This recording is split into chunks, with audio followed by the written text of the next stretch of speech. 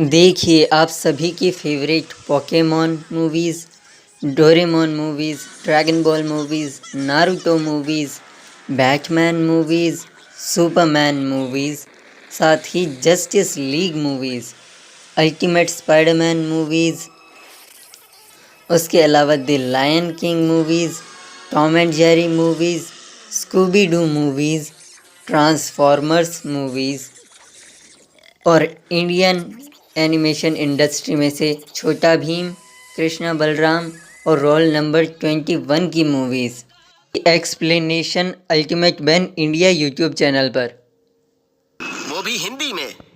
Ben 10 movies के साथ। नहीं नहीं नहीं, तालियां बजाने की जरूरत नहीं।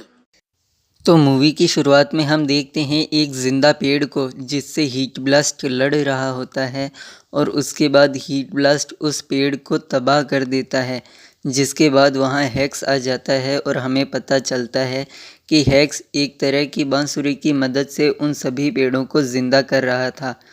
लेकिन हीट ब्लास्ट उस बांसुरी को हेक्स से छीन लेता है और उसे तबाह कर देता है, जिसके बाद सभी पेड़ फिर से नॉर्मल हो जाते हैं। जिसके बाद हेक्स वहाँ से भाग जाता है। तभी वहाँ पर ग्रैंडपा मैक्स और ग्वेन भी आ जाते हैं, जिसके बाद मैक्स बेन से कहता है कि उसे हर वक्त एलियन नहीं बने रहना चाहिए और ग्वेन भी कहती है कि अब उसे स्कूल की याद आ रही है, जो बात बेन को पसंद नहीं आती और वो उन्हें अकेला छोड़कर चला जाता है और दो लोग पेड़ के पीछे से बेन पर नज़र रखते हैं। बेन के पास जो सैंडविच था वो उसे खाने ही वाला था, तभी कोई तेज़ी से उस सैंडविच को छीन लेता है और बेन के हाथ से सैंडविच गायब हो जाता है। जब बेन देखता है तो उसे पता चलता है कि उस सैंडविच को एक लड़के ने चुरा लिया था और वो अपने बंदर के साथ वहाँ से भाग जाता है। ये लड़का था रेक्स और इस बंदर का नाम था बोबो। जिसके बाद बेन भी कैनन बोल्ट में ट्रांसफॉर्म हो जाता है। रेक्स और बोबो दौड़कर एक जगह पर चले जाते हैं और वहाँ पर उस सैंडविच को आधा आधा करके खा लेते हैं। तभी वहाँ पर कैनन बोल्ट भी आ जाता है और उसके बाद कैनन बोल्ट रेक्स को पकड़ लेता है और बोबो उसे छुड़ाने की कोशिश करता है, पर कैनन बोल्ट पूछता है कि सैंडविच कहाँ है। तब रेक्स जवाब देता है कि उन्होंने सैंडविच को खा लिया, जिस बात से कैनन बोल्ट बहुत गुस्सा हो जाता है और जिसके बाद रेक्स भी अपनी पावर्स का यूज़ करके बिग फैट स्वॉर्ड बनाता है और उसके बाद कैनन बोल्ट और रेक्स के अंदर एक फ़ाइट होती है, जिसके बाद रेक्स कैनन बोल्ट को पानी में गिरा देता है और वहाँ से भाग जाता है। कैनन बोल्ट उनका पीछा करता है। कैनन बोल्ट उन पर हमला करने वाला था, इसलिए सेल्फ डिफेंस में रेक्स अपनी पावर्स का यूज़ ओमनिट्रिक्स पर करता है, जिस वजह से कैनन बोल्ट दूर जाकर गिरता है और ओमनिट्रिक्स ख़राब हो जाता है। जिसके बाद वहाँ मौजूद लोग एलियंस में ट्रांसफॉर्म होने लगते हैं, जिसे देखकर बेन के साथ रेक्स और बोबो भी हैरान हो जाते हैं। वो एलियंस बने हुए लोग बेन की तरफ बढ़ने लगते हैं और उसे दोष देते हैं। बेन ओमनिट्रिक्स का यूज़ करने की कोशिश करता है, लेकिन तभी उस ओमनिट्रिक्स में से रेज निकलती है और सब लोग एलियंस बनने लगते हैं। बेन रेक्स से पूछता है कि उसने आखिर ओमनिट्रिक्स के साथ क्या किया, लेकिन रेक्स कहता है कि उसे कुछ नहीं पता और फिर वो बोबो के साथ वहाँ से निकल जाता है। रस्ट बकेट में मैक्स और ग्वेन फुटेजेस देख रहे होते हैं जिसमें लोग एलियंस बन रहे थे और उसके बाद वो दोनों भी एलियंस बन जाते हैं। बेन ओमनिट्रिक्स को ठीक करने की कोशिश करता है, तभी वहाँ पर प्रोविडेंस की शिप आ जाती है, जो कि ईवोज को पकड़ने वाली एक ऑर्गेनाइजेशन थी और उसमें से निकलता है एजेंट 6 उन एलियंस को ईवो समझकर उनसे लड़ने लगता है और उन्हें दूर फेंक देता है और उसे लगता है कि ओमनिट्रिक्स की वजह से लोग ईवो बन रहे हैं। जिसके बाद वो इसके बारे में रिपोर्ट कर रहा होता है, लेकिन बेन वहाँ से भाग जाता है। बेन जेफरसन मेमोरियल की तरफ बढ़ता है और 6 उसका पीछा करता है।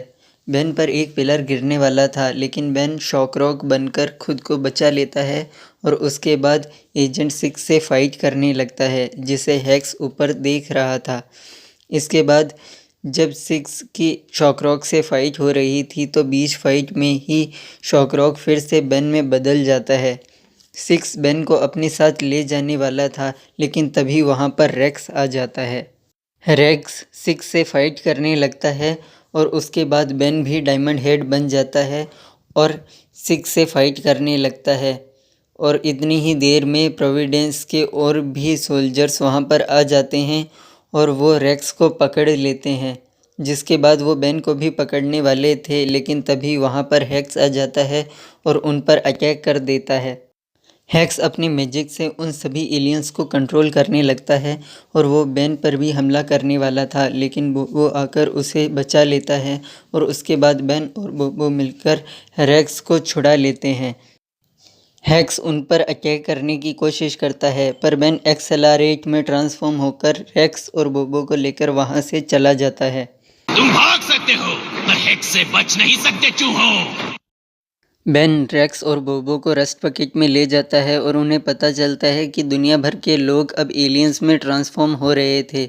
जिसके बाद रेक्स बेन को अपनी कहानी बताता है कि उसके पेरेंट्स साइंटिस्ट थे और एक एक्सपेरिमेंट के दौरान रेक्स और बोबो छुपकर उन्हें देख रहे थे। तभी वहाँ पर एक धमाका हो जाता है जिसमें रेक्स के पेरेंट्स की मौत हो जाती है और रेक्स को उसकी पावर्स मिलती है। बेन रेक्स को इंस्पायर करता है कि शायद वो ओमनीट्रिक्स को फिर से ठीक कर सके, लेकिन रेक्स घबरा जाता है और वहाँ से भाग जाता है। जिसके बाद बोबो भी उसके पीछे चला जाता है और तभी वहाँ पर ग्वेन और मैक्स कैनन बोल्ट और फोराम्स बनकर आ जाते हैं। वो भी हेक्स के माइंड कंट्रोल में थे, इसलिए वो बेन से लड़ते हैं और बेन भी जेट्रे बनकर वहाँ से दूर उड़ जाता है। जिसके बाद ग्वेन और मैक्स उसका पीछा करते हैं।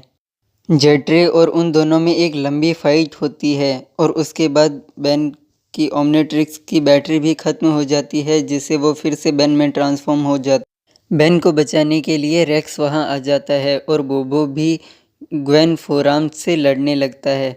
जिसके बाद बेन भी फोराम्स में ट्रांसफॉर्म हो जाता है और ग्वेन फोराम्स से लड़ता है, पर बेन सिर्फ खुद को डिफेंड करता है और साथ ही रेक्स को रोकता है ताकि वो मैक्स या ग्वेन को चोट ना पहुंचा दे।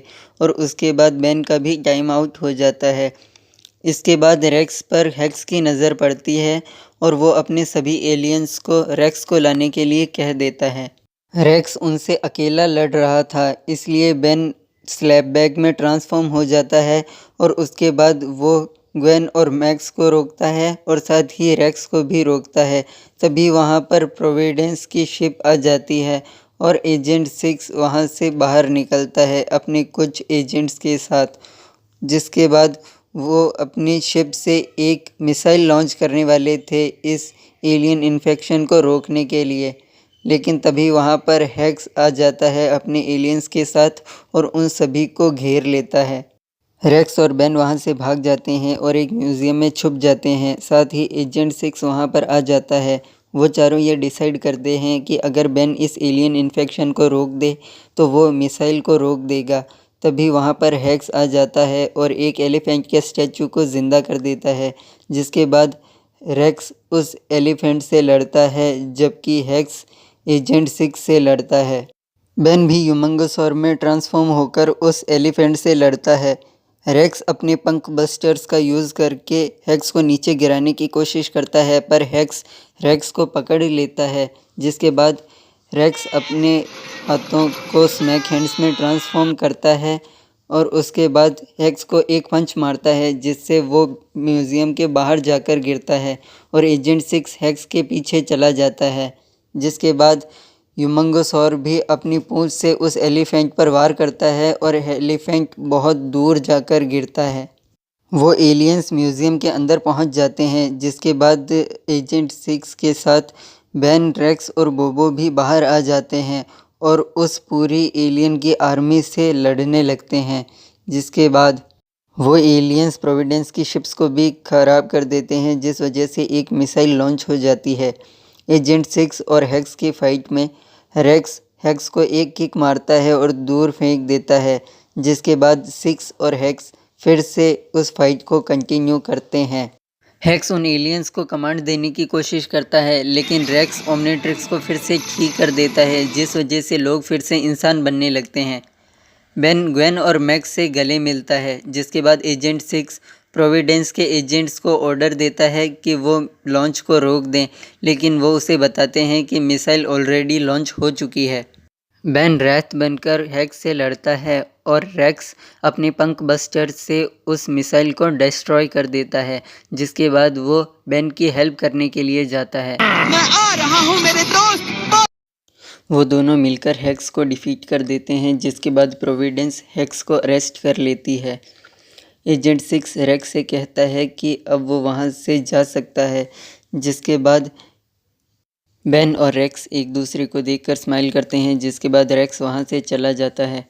बेन भी अपनी फैमिली से गले मिलता है और इसके बाद हमारी मूवी एंड हो जाती है।